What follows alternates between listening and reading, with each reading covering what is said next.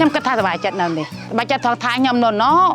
ដៃទូចហើយទៅខ្ញុំអត់ចេះអត់ថាខ្ញុំអត់សូវចេះជួញដូរអីចឹងលក់អីខ្ញុំអត់ជំនាញទេអញ្ចឹងខ្ញុំនៅនេះខ្ញុំអារម្មណ៍ថាសប្បាយចិត្តជាតែខ្ញុំចង់នៅនេះរហូត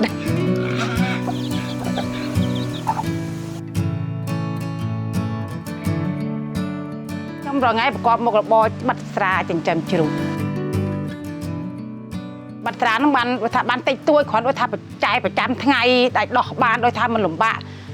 ចៃគេអីចឹងទៅថាបានល្មមមានតែល្មមចាំគ្រួសារកូន3នាក់ហ្នឹងឯងតាពេលបានក៏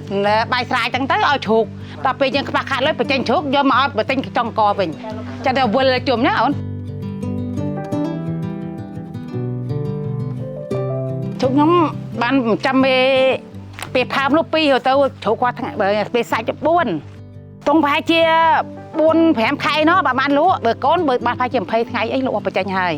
ពួកគាត់ខាងភូមិតពោក៏មកយកអញ្ចឹងណាហើយមេកានេះអញ្ចឹងមេថ្មីខ្ញុំទៅបានចាំបានកូន2ដងទេបាន7 8អញ្ចឹងចាំដូចថាគេខ្ញុំទុក3 4ហ្នឹងបើថាគេមិនចឹងខ្ញុំចាំទាំងអស់អញ្ចឹងប៉ុន្តែដូចគេឃើញល្អគេយកទៅគេគាត់មកទៅ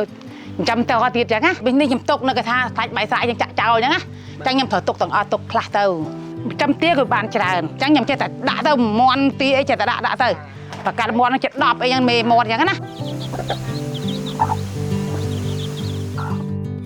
ស្កាខ្ញុំដាំស្វាយចន្ទីដាំដំឡូងតែខ្ញុំគាត់ជំនាញខាងចំការខ្ញុំអត់ចេះទេខ្ញុំខាងតកែវធ្វើតែស្រែទេណាអត់ចឹងអត់ចេះតកែវបកែធ្វើស្រែចាគាត់ខ្ញុំជំនាញខាងបើស្រែមិនជំនាញខ្ញុំអាចធ្វើបានស្រែប៉ុន្តែបើចកាខ្ញុំអត់ចេះទេបានប្តីខ្ញុំគាត់ចេះគាត់ឲ្យមីងចេះតែបាញ់និយាយដែរខ្ញុំធ្លាប់បាញ់ហូលចានោះណាតែខ្ញុំធ្លាប់បាញ់ហូលបាញ់កាម៉ាប៉ាឡូវចាស់ហើយតើលើរួយភ្នែកមើលអត់ឃើញទេប៉ាយើងភ្នែកយើងមុនវាក្មេងវាមមឥឡូវភ្នែកទៅអស់ហើយមិនអីទេមើលអីឃើញទេអត់ឃើញទេចាខ្ញុំគិតថាសប្បាយចិត្តនៅនេះសប្បាយចិត្តថងថាខ្ញុំនៅដីវាទូច